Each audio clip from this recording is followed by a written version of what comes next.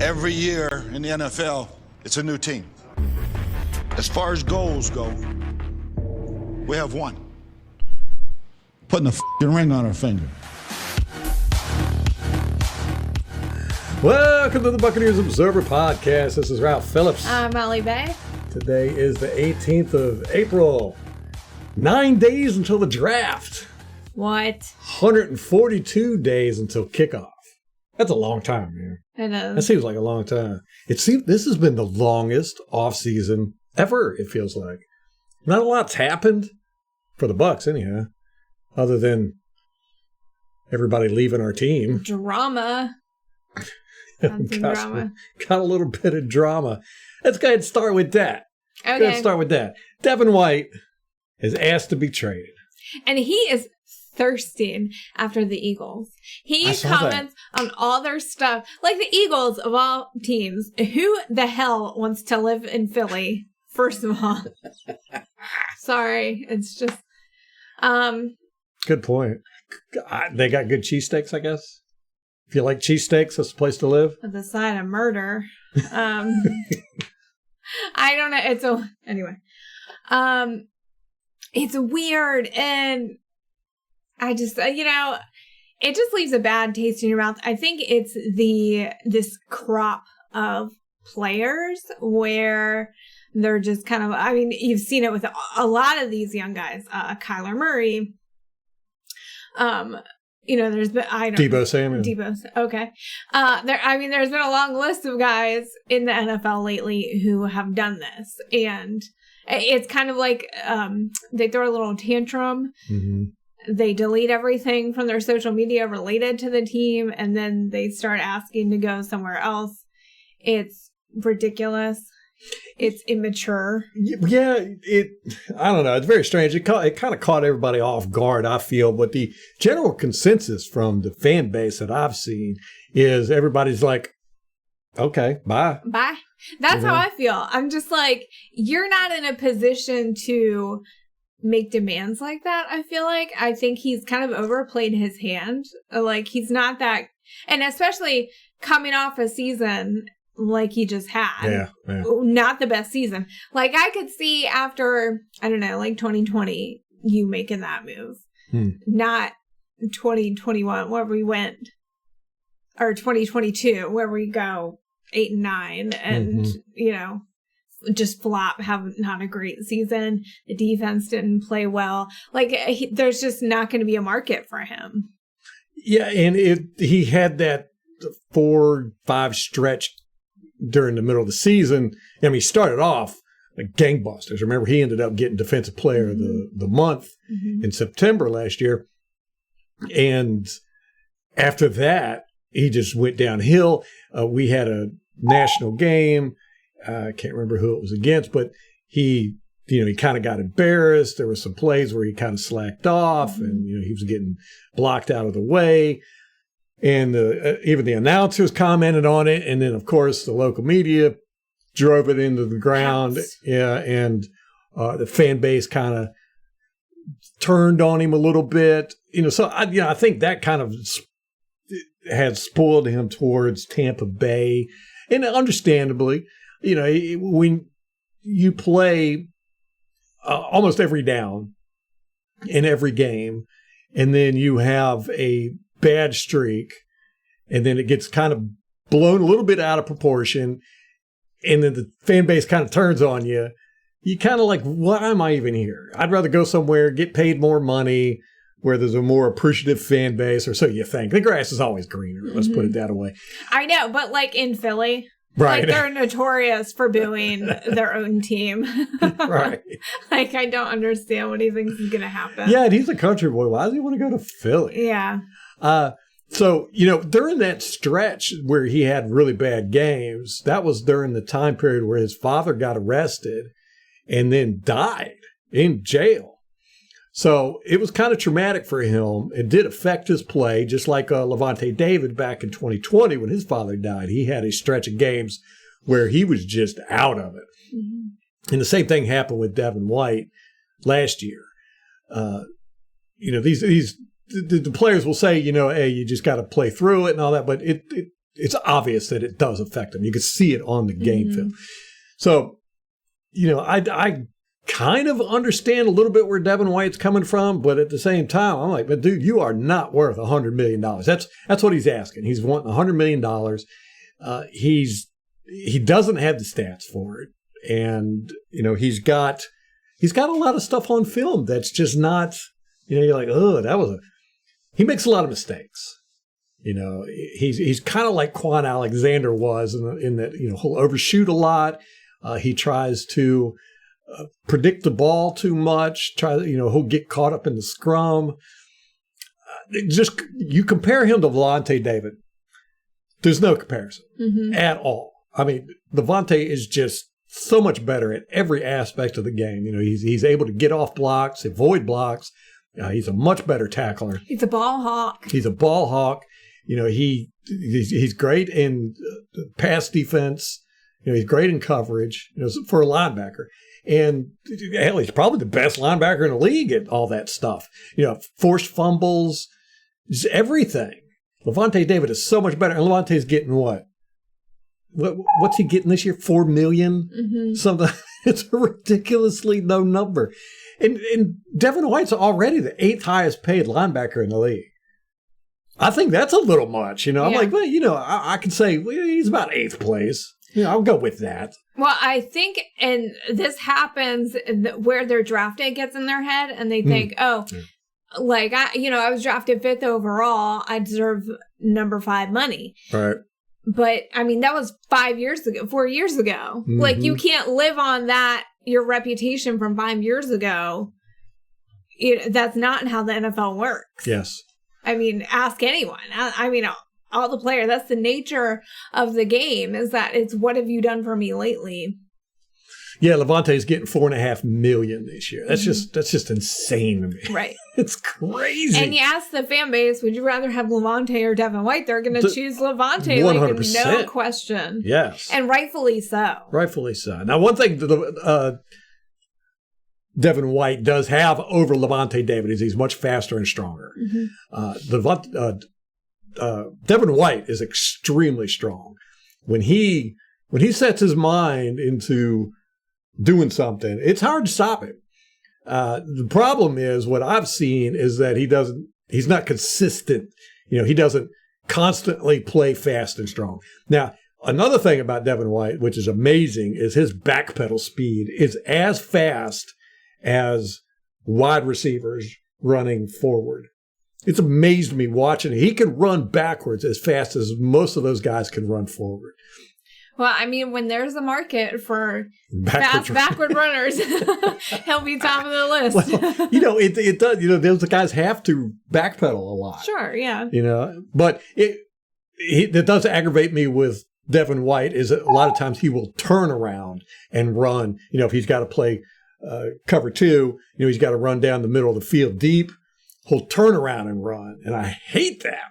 It drives me crazy. Don't ever turn your back to the quarterback. Yeah. Especially when you don't know where the ball's going. Yeah.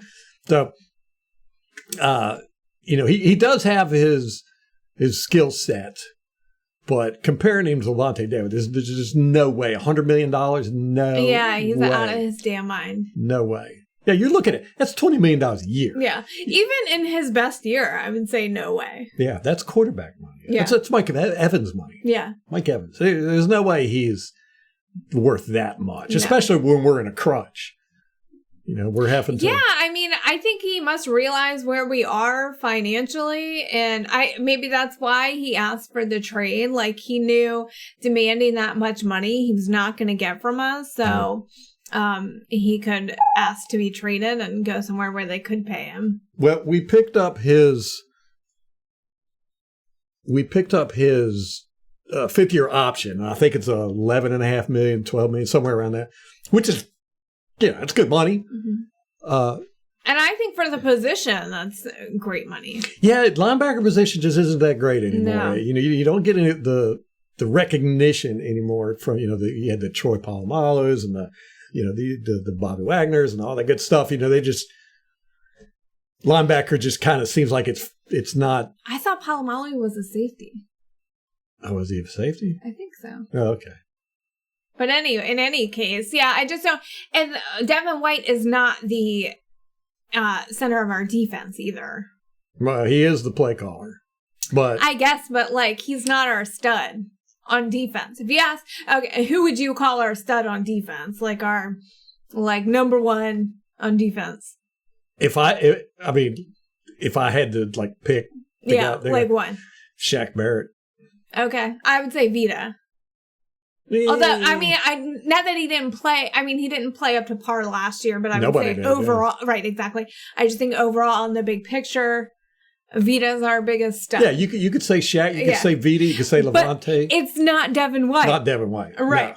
No, he'd be 4th or 5th on the list. Yeah. Even and that's not to say he's terrible, but not $100 million worth. And it just leaves a bad taste in everyone's mouth. Like, yeah, Tampa's not used to dealing with that. Yeah. You know. And I just think it's the culture in the NFL right now. I think it's these young players who are kind of entitled, honestly. You know, it used to be, you know, you slug through, you play through your rookie contract, and you earned that big contract. And if you're lucky, you get a second big contract. And if you're lucky, you might get a third, maybe. But now they're coming in and they want that bag now. Mm-hmm. After 2-3 years. I mean, Kyler Murray, perfect example. Yeah. And it's just, that's not the nature of the business. Yes. And, you know, it used to be before the last CBA that these guys would come straight out of college, and depending on where you were picked in the draft, you got these huge monster contracts. Yeah. You know, like that's true. I think Dominic Sue and Gerald McCoy and that group, man. They were like the last They were the last ones, yeah. Yes. Cam Newton. Yeah. So they, you know, and that was the horrible, because so many teams would spend so much money on these high draft picks, and and get bust. Bust. And so I thought it was a good idea. I don't know if I like that they have to play 4 or 5 years on low salary before they get the big contract. But it's not that low. I mean, they're not getting like terrible money. Yeah, they're not out there making minimum wage. Right. And I mean, they're not even getting like bottom of the league, right? You know, money. I mean, they're still getting millions of dollars. I mean, Devin White, $11.5 million. Yeah. I mean, that's kind of middle of the pack. Right. As far as the NFL contracts go. So I don't know. They've just, it's taken a turn where they're, expecting it right up front, and sorry, you got to prove it. Yes. And it's something that's definitely changed a lot over my lifetime watching the NFL is players just are not committed to teams anymore. You hear it from the talking heads and ex-players and all that. They always say, get your money. Mm-hmm. Get your money. You know, these teams don't care about you. The owners don't care about you. You get your money. Mm-hmm. And it's a very selfish attitude. It's one of the things I liked about the NFL when I was growing up was that people back then, you didn't have the free agency like you do now and all that good stuff. I mean, generally when you were drafted by a team, you were on that team for the rest of your career. Mm-hmm. And, you know, guys seemed much more dedicated to the team, the city, the fans, and all that. Now, I don't know, you just feel like they're in it for themselves. Everybody's in it for themselves, it seems like. So you get stuff like this, and fans don't like it. And fans like to think that, hey, you know, you care about us, you care about the city, you care about the team. But when it comes down to it, most of these guys don't. You know, they don't care if they're playing for Tampa or Washington or Arizona or Seattle. I mean, so they all have their different benefits, but really what it all comes down to is how much you going to pay me? How much you going to pay me? So, well, I also wonder if it's not rats jumping off the sinking ship. Yeah, there's that too. With our team, like clearly our era of greatness is over. Boy, it didn't last long. It never does. It doesn't. 2 years. I mean, yeah, that's the nature of the NFL. Again, I mean, like these dynasty teams are few and far between. So, but we always knew that with Tom Brady that was going to be the case. And, you know, we've lost people from that Super Bowl team, Sue, JPP, SMB, Mike Edwards, on the defense, and then, on Fournette. Offense, Gronk, Fournette, Donovan Smith. Yeah, exactly. So I do a lot of times like to think about a work environment with the NFL and what happens when like all your friends leave. It sucks, and you are stuck in the same job, and it's not the same, and then it's like it's kind of contagious where people leave. Yes. And especially like, these NFL guys, they're stuck in a contract. So he can't leave. He can't just quit. You can't quit and find another job. This is the way that you have to do it. Yes. It's kind of like when Ali Marpet retired. Donovan Smith and Ali Marpet, they kind of played together since they came into the league. They were best friends. They did podcasts together and all that good stuff. And I think it was depressing for Donovan Smith. I think it was one of the reasons why he played so bad last year. Just, I think a lot of stuff happened in his life. The whole team, it seemed like everybody had personal issues going on that really affected their play. But, Donovan just didn't seem like he was into it last year. And then, we got worse this year. Him and Josh Wells were best friends. Josh Wells has now gone to the Jacksonville Jaguars. Don't know how that's going to affect him. And then he was asked at the media yesterday, because we had our off-season conditioning program started yesterday. So Wirfs gave a media interview, and they asked him about Shaq Mason. And he was like, that one really stung, because he really liked Shaq Mason. They got along real well. And just the way he said it, you could tell you were like, oh man, that did hurt him, Yeah. So he's lost two of his friends, Josh Wells and Shaq Mason. So how's that going to affect him this year? Well, and Donovan. And Allie, I mean, he probably, he's taking, they're starting their workouts, and he's taking snaps at left tackle. Right. Mm-hmm. And he also said that Dan Canales has said that the identity of this team this year is going to be running. And he's all excited about it. He was like, offensive linemen love to run blocks. So we'll see how that goes. So that's interesting. But I'm interested in what the fan base thinks about that, because this is the typical case, and the Buccaneers do this all the time, where when they're deficit in one area, they just kind of go all in to try and patch it up the next year, and you end up getting this unbalance. Remember when the Greg Schiano came in? He was a disciplinarian, and he had to fix the team from the Youngries, this undisciplined bunch of young guys who, they were all doing drugs, going to strip clubs and all that good stuff. So they go from this 100% players coach to this disciplinarian. He comes in, cleans the house, gets the defense all really playing well, except for the secondary. We started getting whooped. I mean, we had I think it was a top 10, top 12 run defense in the history of the NFL. And then all of a sudden people were throwing over top of us, and we were getting burned deep. So then the next year, what do? We go out and we draft Barron, and we get Revis. Darrelle Revis in free agency. So, we went over the top with that. And then, that didn't work out. And then we, end up firing Schiano and bringing in Mr. Personality and Lovie Smith. And then, that didn't work out. And then we ended up bringing in an offensive guru with Dirk Cutter. That didn't work out. It's just, we just go back and forth. And it seems like that's what we're doing this year. We're going from pass happy, Mike Evans, Chris Godwin, Antonio Brown, Tom Brady, our running backs were pass catching running backs. And now we're going to be a run focused team because we were the last in the league at running. So now we got to, is this going to turn into a disaster? When you've got Mike Evans and Chris Godwin on your team, you throw the damn ball. I know. That's just how it works. You're dumb if you don't. I mean, I love the running game. I'd like to see us get better at the running game. I think last year was a wash all the way around. I think you could blame Byron Leftwich if you want. You can blame the offensive line. You can blame Tom Brady. You can blame the defense. You can blame the defensive line. Anybody you want to blame, you could blame last year, because they all sucked. I don't think it's a good idea to go, well, we were last in running, so we're going to be run focused this year. Now, I don't think it's going to work out well, but we'll see.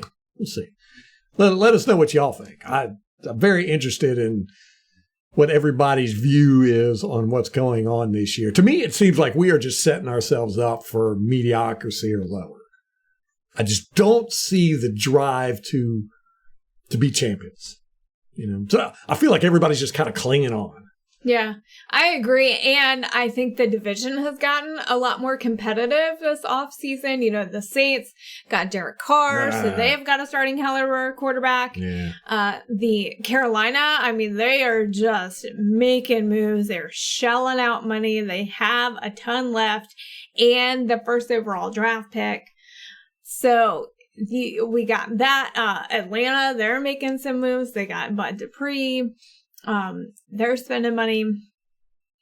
So, on December 31st or January 5th, whatever, we felt like, it's okay because the division still sucks. Well, that's not the case anymore. So, people, our division opponents, they all see there's a vacuum, there's an opening, and they're all going for it. Are we going for it? I don't know. I really don't. I don't have a lot of faith in our head coach. I hate to say it. I'm not going to sit here and talk crap about him and say he needs to be fired and everything. But after last year, just the way everything collapsed, I laid it squarely on the feet of the head coach because it did seem it was a systemic problem all the way around. Mm-hmm. And I don't feel confident that, he's, I don't know, dude. It just leadership is hard. And I think he's a good coach. I think he's a good defensive coordinator. Yes, right. Head coach, though, is just a whole different beast. Yes, it's like Cutter. Cutter was a genius offensive coordinator, but as a head coach, just did not have that leadership quality, That's another thing with Devin White. You've got Todd Bowles is just gushed about Devin White. Ever since Todd Bowles has been here, and he's used Devin White kind of how Devin White needs to be used. He's a sideline to sideline linebacker and blitz the quarterback. That is what Devin White is good at. He's not good at coverage. He's not good at dropping back 20 yards and covering the deep end. He could run back there real fast. He could run back there good, right? In open space tackling, he's not that great, but let him catch you sideways or working, sideline to sideline. He's fast, so he's going to, and he's strong, so he can bust through the offensive line, all that good stuff. But Todd Bowles has just raved about Devin White and said that Devin White is consistently one of the two top players on defense. Which to me is insane. I don't know what he's looking at, but Todd Bowles really loves Devin White, and for Devin White to pull this mess with Todd Bowles behind him. Yeah, that's kind of a slap in the face. Yes, and it's going to be interesting if this is going to cause a rift between Light and Bowles, because, if Light trades him and Todd Bowles really wants to keep him, that's the way Todd Bowles talks about Devin White. I get the feeling that Devin White is his favorite player. And, if Light gets rid of his favorite player, that could cause some serious issues with this team. And I think Devin White, when he was brought in, was kind of the successor to Levante David. Yeah. That was always the idea. And it's like he is not realizing what time it is or what is in store for him if he stays. I don't know. It's just he's overplaying his hand. I think so. It wouldn't surprise me if we trade him. Not at all. Matter of fact, that's kind of what I'm expecting. It hasn't happened yet. So what kind of market? It'll be after the draft. You think so? Yeah. No, I don't think so, because I think we would want draft picks. That's true. We want we need something to compensate us for that. If we do it after the draft, you can't. We're going to wait next year to get what we want. I don't think so. I think they do it before the draft. Good point. And it might happen draft night. Yeah, it could. Yeah. I doubt that we'd get we're not getting a first round for him, but No. So, if Devin White, I mean, why did he wait so late in the year to pull this stunt? Yeah, that was kind of dumb too. Free agency is, I mean, anyone who's got a hole at linebacker, It's already been plugged or whatever. and they filled it, or they're looking towards the draft to do it. Yeah. And Devin White doesn't have any leverage here because, we've got him on his 5th-year contract. The only option he has is to sit out. Yeah. So is he going to do that? And that'll hurt him. And we have the opportunity to draft his replacement as an insurance policy, which is what I would want to do. Just in case he does pull I'm going to sit out until you trade me. So then we're not hosed. Yeah. I don't know. A lot of stuff going on. But speaking about linebackers, Derek Brooks' birthday today. So happy birthday. He is 50 years old, and dang if that don't make me feel old. Not that I need any more reminders. But Derek Brooks is 50. Wow. Good Lord. I remember when he was a young buck. He reminds me so much of Lavonte David in the sense that they were just quiet, hardworking guys that never got any recognition. It's weird. We have all these Hall of Famers that came from that defense. Warren Sapp, John Lynch, Derek Brooks, Rondé Barber. And there were a lot of other good players on there too. Simeon Rice, Donnie Abraham. But we forget that when they were playing, they were not hailed as, they were not all, like the media darlings and all this. As a matter of fact, nobody really knew who John Lynch and Derek Brooks and Rondé Barber were. Everybody knew who Warren Sapp was. But while they were playing, it wasn't until after they all retired that people started going, wow, that defense was pretty good. Those guys were pretty good. But Derek Brooks was always just a quiet, even the interceptions he had, the touchdowns in the Super Bowl and stuff. Everybody was just kind of like, oh, well, it's because John Gruden knew the offense. They just never got the credit while they were playing. And I feel that way with Lavonte David. I think Lavonte is going to be one of those guys that after he retires, everybody's going to look at just his stats and go, holy crap, how did we miss this guy? He was, but he's. And we've talked about this before, him coming in with Luke Kuechly and so he got overshadowed that way. Yeah. I think the Panthers really put Kuechly out there as, and the media. Media. Yeah. Lavonte David is he basically hides from the media. Remember when we had the Hard Knocks, I think it was 2017, came. He hid from them. Yes, he said that he was going to hide from, because he just didn't want the distraction. He's just not a media guy. He doesn't want to be in front of the cameras. He's not one of those guys that has to get all this attention and stuff. He's just a worker. He does his thing, and he was pretty successful with that too. I think. In training camp, like 4 weeks into training camp, or 3 weeks in, somebody asked him, how's it going with the Hard Knocks camera? And he said, well, I've done really good with hiding. They haven't caught me yet. But Kuechly was different. Kuechly was always in front of the camera. He had the blue eyes, the look. He spoke well. He was, always interviewed after the games and all that good stuff. And when you do that with the media, they will lift you up. They will talk good about you. We've had that instance with the Buccaneers a lot. They're lazy, and so when you make it very easy for them to talk about you and promote, I mean, for Lavonte, he's gonna have to. They would have to seek him out and look at the stats and see how effective he is. Look at him on film. They're not going to do that.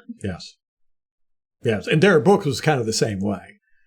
He wasn't a media darling. He wasn't outspoken. He was just very strong and, the quiet leadership type. So I think we're going to do the same thing that we did with Derek Brooks. And the way the Buccaneers organization treated Derek Brooks, his contract was up. We were just kind of like, man, bye.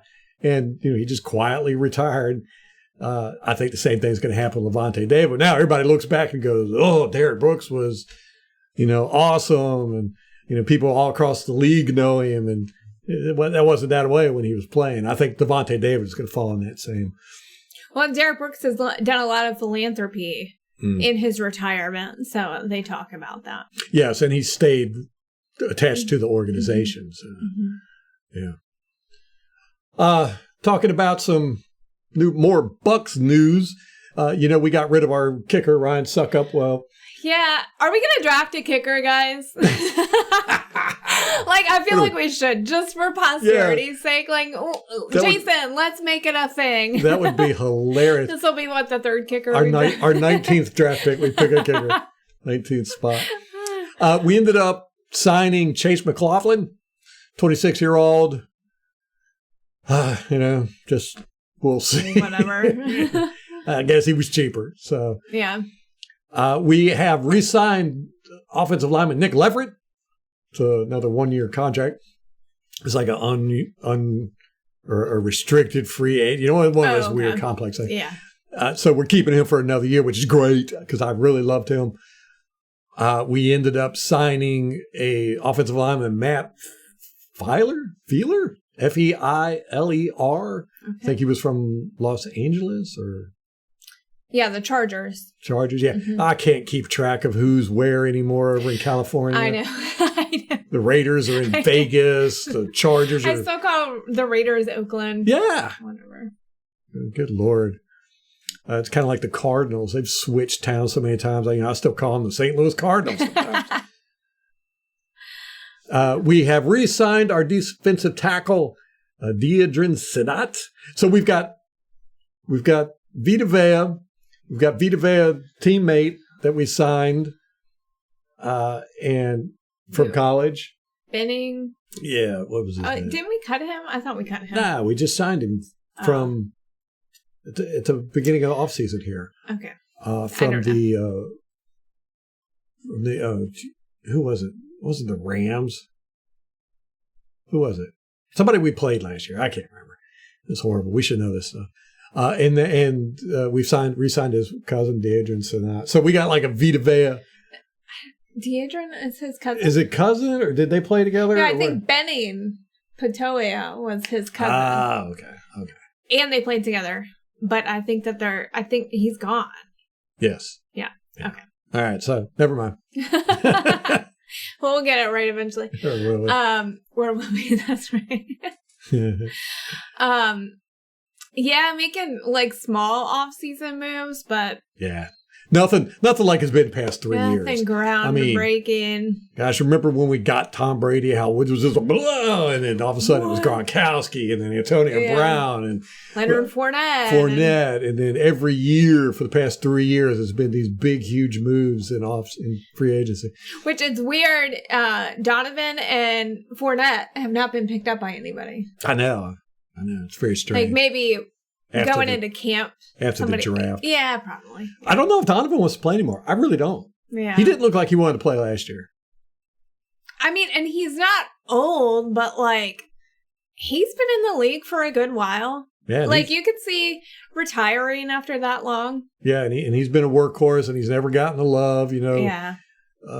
Fans just have never really liked him, and he just didn't seem like he's having fun. Yeah. This is a hard game to play if you're not having fun. Yeah. I think. He got his money, so it wouldn't surprise me if he just quietly disappears. Speaking of quietly disappearing, Gerald McCoy has announced his retirement, which is, I don't know, bittersweet. It's, he's only played, just a handful of downs in the past 3 years. Yeah. Due to injuries and stuff. And injury was an issue with him while I was here.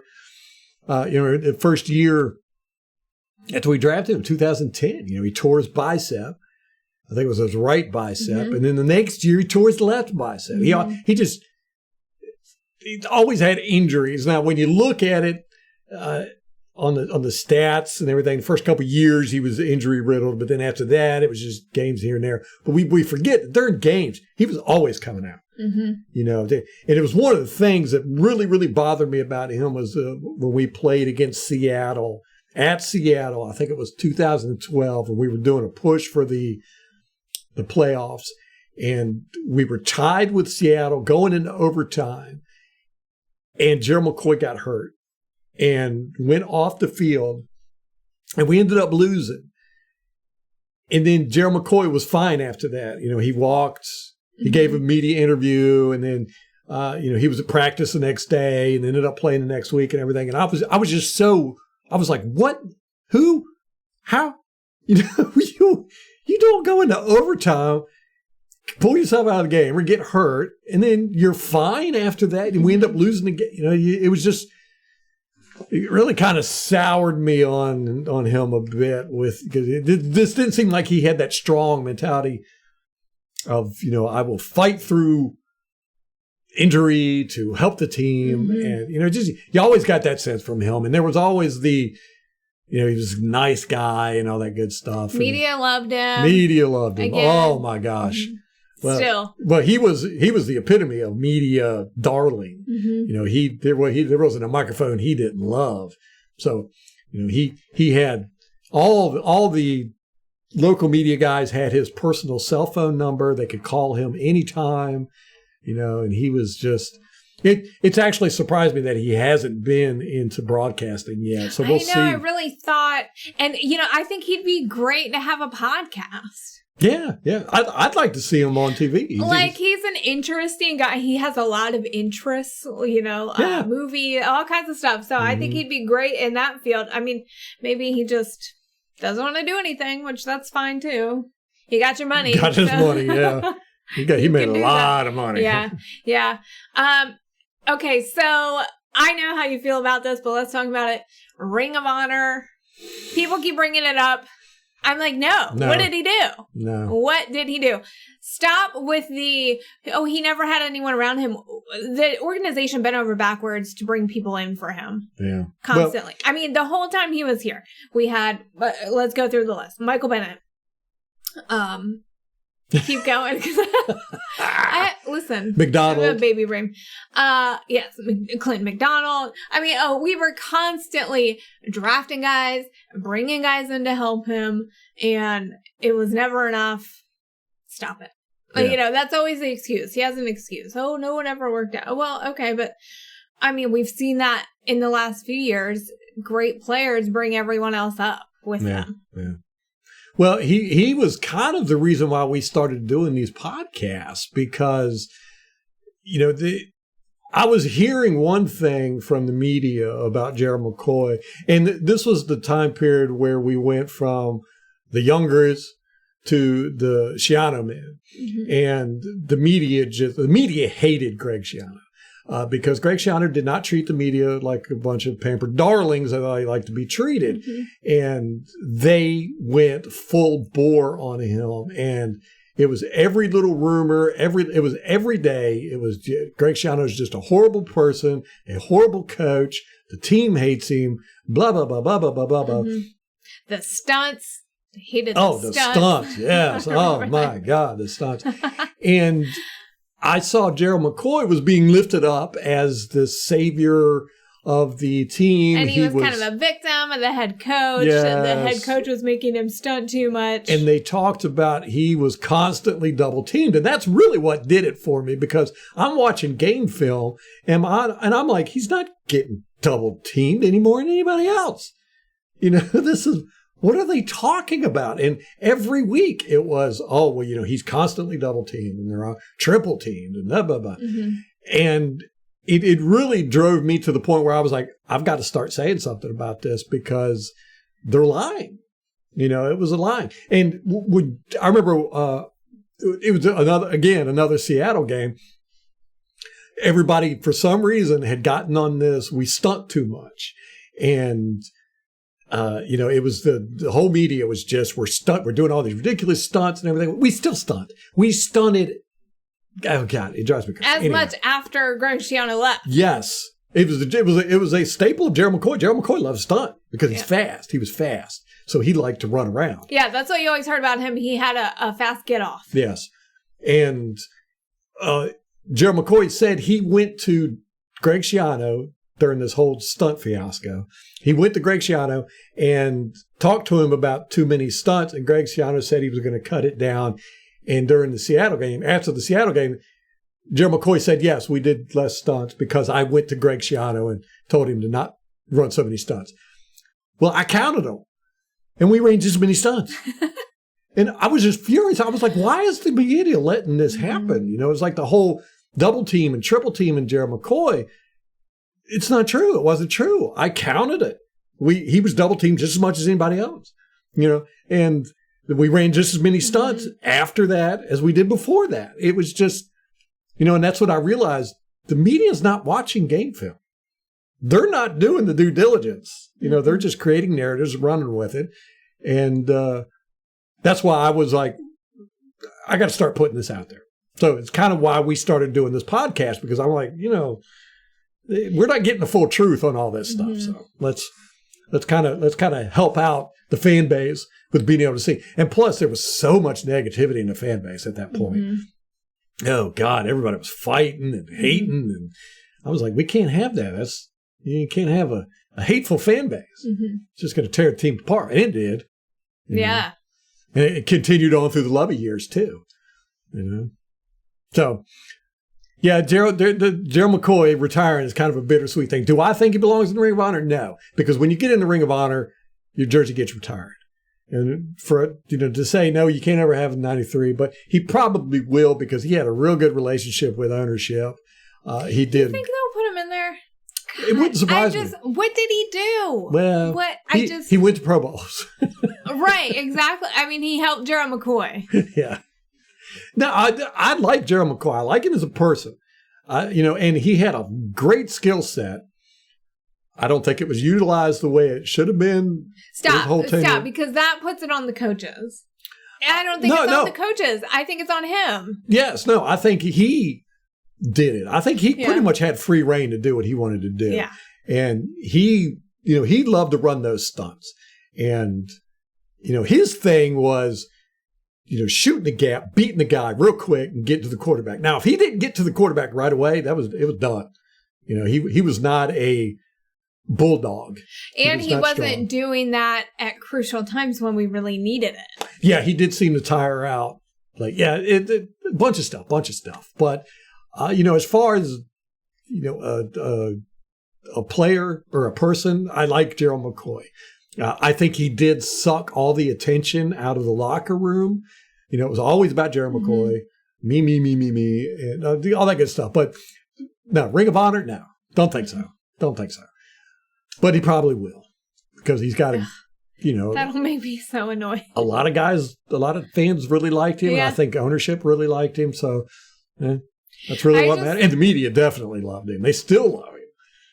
I just think you should have some accomplishment to get in there. Yeah, well, he had his Pro Bowls. Which, of course, where does that come from? Media. It's very annoying to me. Okay. Oh, let's talk about the draft real quick. We were going to do a mock draft. Hasn't happened. I don't think it's going to happen before that. Oh, it might. No, we have 9 days. Okay, we might be able to do it. We're going to do it. All right, let's do it. We're going to commit to it. I actually have a plan. Okay. I have a plan, too, for my draft. Oh, check you out. I do. All right. We're not taking it seriously at all. Because y'all know how we are with college football. Don't watch it. Okay. Don't know anything about it. Don't know nothing about it. Okay, do you want to talk about the draft now or wait? Like, hold off. Oh, we're going to hold off on that. I still got a ton of crap to talk about. Okay. Last of the Buccaneers news, specifically having to do with the team.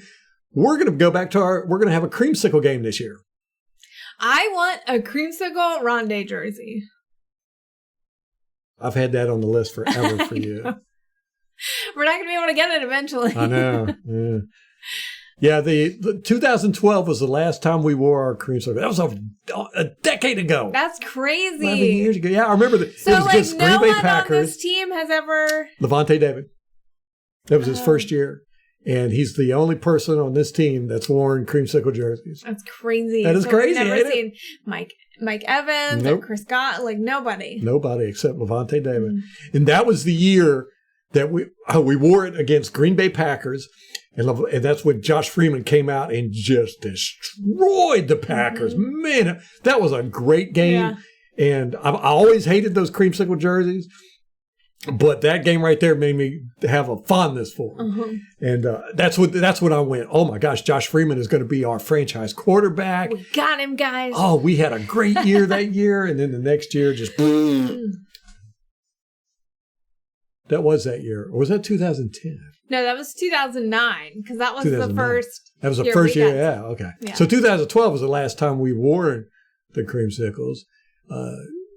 Josh Freeman was still here. So no, it wasn't that Green Bay game. That was 2009. Yeah. God, that was so long ago. Oh my God. Oh Jesus. So yeah, 2012 sucked. That was a horrible year. I think that was when we had Shiano. It was Shiano's last year. That was the whole MRSA. No, right? That was his first. That was his first year. Yeah. No, that was a good year. That was a good year. Yeah, because but then there was 2013. Yeah, that was when the MRSA and all that stuff. Mm-hmm. The media really, really, really went after Shiano, and that was when Freeman was doing all his drugs, and we couldn't get him to stay on the damn field. Mm-hmm. And then, and this agent was coming out and saying all this stuff. And it's always a red flag to me now because of Josh Freeman, where they said, oh, he's the first in the building and the last one to leave. That's always a red flag because that's what they said about Freeman. Yeah. And turns out not quite true. No. So Bucko Bruce uniforms.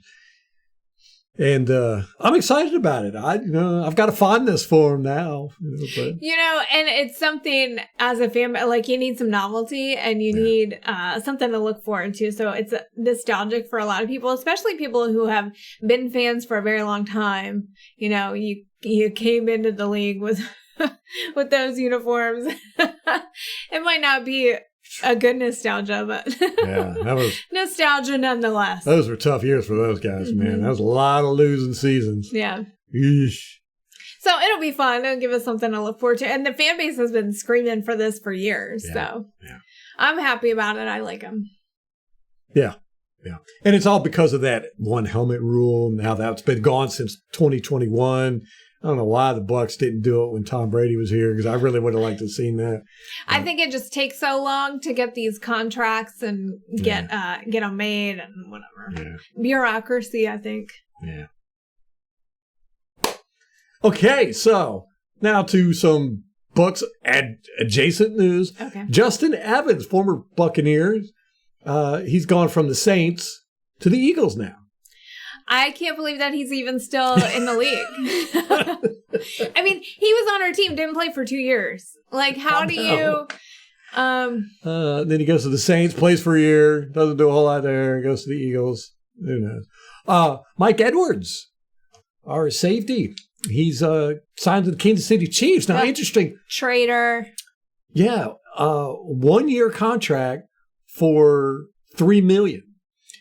He made $2.5 million last year with the Bucs. Yeah, we couldn't have paid him that much. I don't think we wanted to, but I don't know if we could. Which is dumb. Anyway. Why not? Don't know. Now, our whole secondary, we got Jamel Dean and Carlton Davis, and Antoine Winfield. Winfield. And then we signed Ryan Neal, right? Mm-hmm. So. Okay, so maybe not the whole secondary. well, I mean, they're. For a bit, we only had 3 guys, really. Yeah. That brings us to the next one. Sean Murphy-Bunting. He's gone to the Tennessee Titans. Again, 1 year deal, $3.5 million. He made $2.5 million with us last year. Right. So it's not like these guys are getting scooped up and given these big contracts. They're barely, a 1 year prove-it deal. Yeah. For basically the same amount they made last year. Like that's a little bit more. SMB is going to wear the number 0. Ah. Did you know that? I know. I think you had told me that. Yeah. Right? That's crazy. I don't love. I don't either. This. Okay. Like such a curmudgeon. I don't like the change, and the single digits. Yeah.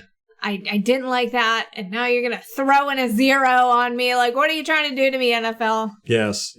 I don't know what the NFL rationale is behind all these number changes. I think just to make the players happy. I don't think it makes a difference to the NFL, and really it doesn't. Like, I hate it. I know, like, some of the fans have strong opinions, but, it doesn't really impact the game per se. It does for me because I don't look at players' names. I look at their numbers, especially when I'm watching game film. And usually I'll know players by their numbers before I'll know them by their names. You know, and I don't normally say that. I'll be like 45, Devin White. 54, Levante David. And a lot of times on the opposing team, I won't even bother to look up their name unless they really stand out to me. I just call them by their number. And when I get a number like 7 who's playing defensive end, it throws me. I'll be like, why is a kicker playing defensive end? I still have, it's taken me a long time to adjust. And now you got zeros out there. We're going to have zeros. That's going to throw me. I'm going to be like, why is there a referee playing, and now with the new rules this year, the punters and place kickers can now use numbers between 049 and 90 and 99. So that's going to throw me. I'm going to see a guy running down the field wearing 99. I'm going to be like, why is there a defensive tackle out here playing special teams? Why is he so small? Why is he so small? It's just, I don't get it. I don't understand what the sense is. I like the way it was where you could look at the number and you knew what position they played. Yeah. You can't do that anymore. It's just, for no reason. I don't get it. Don't get it. So that's what's happened to our secondary. Justin Evans gone. Mike Edwards gone. Justin Evans. Sean Murphy-Bunting. I know we haven't had Justin Evans for a year now, but in any case, he's gone. Yeah. So there's where our guys went. We went to the Eagles, the Chiefs, Tennessee Titans. I mean, I'm glad that they got picked up for their sake because I like both of them. Yeah. I wish that we had kept them. I know. I wish we had kept them. I don't understand why we didn't. Yeah. It's weird. I don't know, man. I don't know this coaching. Well, okay, Mike Edwards had the vaccine thing where he got in trouble for that. Oh, that's right. Yeah. Maybe that had something to do with it. It left a bad taste in their mouth. Could be. Can't blame them. And SMB, clearly there was something with him and Todd Bowles last year because that was so weird. Was a healthy scratch so many games at the beginning of the season. Yeah, I think it wasn't until like week 6 that he played a single snap. I remember we were talking needed him. It wasn't, I think due to injury, he had to come in. Yeah. Yeah. We remember during training camp, he was the designated starter. And then all of a sudden going into week 1, they were just like, no, it's not going to be SMB. It's going to be Jamel Dean. Didn't give a reason why or nothing. It wasn't because of injuries or nothing. It was just all of a sudden they just decided, boom. And then Jamel Dean played and SMB did not get a snap until late in the season. It was very strange, very strange. Don't know what happened with that. Don't know if we'll ever know. Doesn't seem like the media gives a crap. I know. As usual. Yeah. So, speaking of contracts, Jalen Hurts, this has nothing to do with the Buccaneers, but I thought I'd bring it up. Jalen Hurts yesterday signed a 5-year, $255 million extension with the Eagles. $255 million, $51 million a year average. What is going on with this league? What in the world? It did this crap with Deshaun Watson, $50 million guaranteed. And with this contract, he's getting a $180 million guarantee. What in the world? Of the two, I think Jalen Hurts deserves it more. Yeah, at least he made it to the Super Bowl. Yeah, exactly. And he's been consistently good, and he's not a discipline problem. Yeah. He's not getting those funky massages. But yeah, I mean, these contracts are just insane. And with Lamar Jackson, the idea is that the league is blackballing him and, he deserves this massive contract. And this just fuels that. Yes. Because he's been in the league as long as Jalen Hurts and, leading his team to playoffs. And it just, stop it. Can we stop it? Yeah. Yeah. I don't get it. I get it in a sense. I mean, the NFL makes an ungodly amount of money every year. Right. Between the games, fantasy football, advertisers, Super Bowl, they make a ton of money. And in the it's driven by the players. Like, they're on the field, they're producing the product, basically. So I get where but it's, the millionaires fighting the billionaires. Right. and you kind of, it's that, as fans, as people in the middle class, you look at these pampered athletes who are crying about not getting a $200 million contract, where the vast majority of us are never going to see that kind of money. Right. It's ridiculous. And the issue I have with it, and I can't really think of a time, and this has kind of been a thing since, I don't know, the 90s, really, about these quarterbacks getting these huge contracts. And it doesn't stop. It's not like they're going to go back down eventually. It's not going to level out. They're just always going to go up. Right. And I have a hard time remembering a time where it worked. Yeah. You look at Tom Brady. Tom Brady never made big contract money. Mm-hmm. He was very consistent in saying, I will take less money so that we can spread it amongst the team. And this does happen. I mean, could you imagine playing on a team where you're a linebacker, say, and you're out there, you're playing every down, you're tackling, you're making interceptions, you're hitting guys and all that good stuff, and you're making $2 million a year. And you get this quarterback who's making $50 million a year. He's out there basically every down too, but he's not getting hit as much. He's not having to do as much and everything. And he's getting all the stardom. He's getting all the accolades. And, these guys get resentful of it. It just happens. But then you get a guy like Tom Brady who, his average salary per year was $14.5 million a year. The most he ever made in a year was in 2021. He made $39 million. That was by far the most he ever made. Through his whole career, 23 years, he made $333 million. And these guys are coming in and making $200 million. After 5 years, or after sitting on the bench for a year, being suspended. Yeah. I mean, $50 million a year.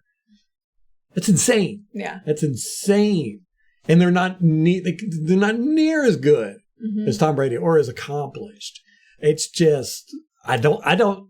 And they expect it after 5 years. Yeah, look at what Kyler Murray, 3 years, he's in the league and he's complaining, I want my $200 million. And you're just like, dude, do something first. Yeah. Do something. And I don't think these guys are going to last. I think that Baltimore quarterback he's a very good quarterback. I think he's got great wheels, but he's also a very good pocket passer if need be.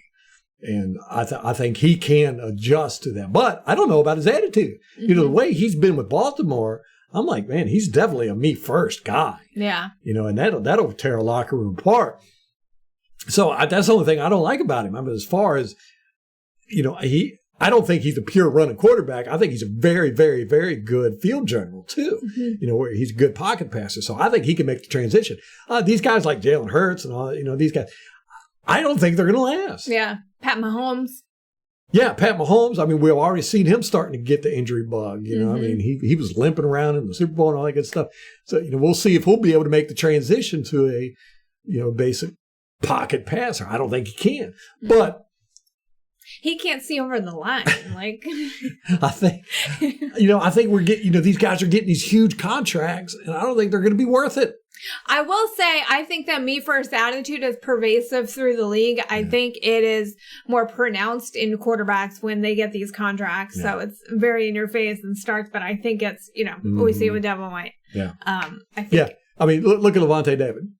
The guy's taken a huge pay cut just to stay with the team. I think he could have gone somewhere else maybe for a little bit more money, but he wants to retire as a Buccaneer. I think those days are gone. He's the last of the Mohicans. Mike Evans might be that way. Yeah. Don't know. I really don't know. But he's also gotten paid. I mean, he's making good, top wide receiver money. True enough.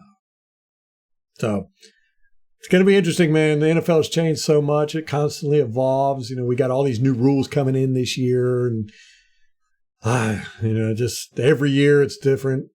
And it just seems like it's escalating more and more into all this rule changes and number changes. And, culture change. Culture change, yeah. Don't know. We'll see how it works. But I don't know. Guys, what do y'all think? I mean, y'all excited this year? Do you think we're going to be? You think we're going to be competitive? I don't know. I really don't. I would have said yes. January, the beginning of January, but now after free agency and all the moves, I mean, Carolina is gunning for it, and this division is wide open. So it's we're gonna have to see a lot, I think, in the preseason. Yeah. We don't know at all what we got on offense, with Dan Canales. We don't know. We're kind of getting the leak out that he's going to be a run oriented. We know that's what Todd Bowles wants. Are we going to be able to do it? I don't know. Yeah. Don't know. But, I think it would be smart if we could get it working, because the NFL has gone so, defenses have gone so pass happy. Pass defense minded. So I think if it works, it could make us competitive. Yes. We've been talking about that for years, and the teams that do latch on to a running style, because these defenses, the tackling across the league is really bad. All the schemes are designed to stop the pass first. You've got all these new defenders, and I hate to sound like an old McCray, but they're just not as tough and as mean as days past. So if you start getting, like Tennessee Titans, they've been pretty dominant, just basically on one guy running. Baltimore has kind of been the same way. They've been just a run first team, but it does seem like both of them have gotten tired out at the end of the season. So, yeah, Derrick Henry had the injury bug last year. Yeah. Had injury at the end of the season. So so it's going to be interesting. I don't know, man. Last year was bad taste, but it was league wide. All the teams sucked last year. It wasn't just the Buccaneers. Look at the Rams. Look at the Raiders. Look at the Green Bay Packers. Yeah, all these teams that were expected to be good weren't. The only team that really kind of stayed the course with us the Chiefs. The Bills dropped back. The Philadelphia, their division was a little bit tougher than everybody expected, but they ended up staying on top. And I don't know why. I don't know how. I know. Watching them, I was just like, I don't understand why they're winning. I think it was kind of a COVID hangover. We had a COVID hangover. That was last year. But, it was the first year in 2 years that they didn't have the protocols. Think everybody was going out and partying? No, maybe a little bit of that, but I think it was just trying to return to normalcy when after 2 years of abnormal. And that's hard. And then all the guys that you get from college who had a lot of their playing time canceled because of COVID. You don't have that experience in the play time, and so you're way far behind your counterparts in the NFL. So I think that had something to do with it too. Good points. All right, well, we need to wrap this up. We're going over. Draft is next week, next Thursday, right? Yeah. Yep, next Thursday. 9 days on the 27th. Wait, that's not next week. Yeah, that's next week. The week today. Right. So it's next Thursday, not this Thursday coming up. So 9 days away. It's going to be exciting. See how I'm kind of just excited to see what our opponents are going to do. And they're all drafting ahead of us. So I know, and I don't know if I'm going to be awake at that 19th pick. Yeah, right. It's too late. But you never know if we're going to move up or everything. It's always exciting. That first round is always exciting. It is so long though. You need to cut that clock down a little bit or something. Yeah. But anyhow, Guys, let us know what you think about all this stuff we talked about. And, what do you think about the creamsicle stuff? Are you excited about it? What do you think about the Devin White stuff? I mean, just like I said, generally from what I've gotten from the fan base is everybody's like, hey, you don't want to be here. It's nice knowing you. Bye. Yeah. What do you think about Gerald McCoy? Should he be in the Ring of Honor? What about the new numbers? All that good stuff. Just let us know what you think. And Molly, you got anything else? No, that is it. All righty. Guys, we've got some exciting stuff coming up. Draft next week. But until then, Go Bucs.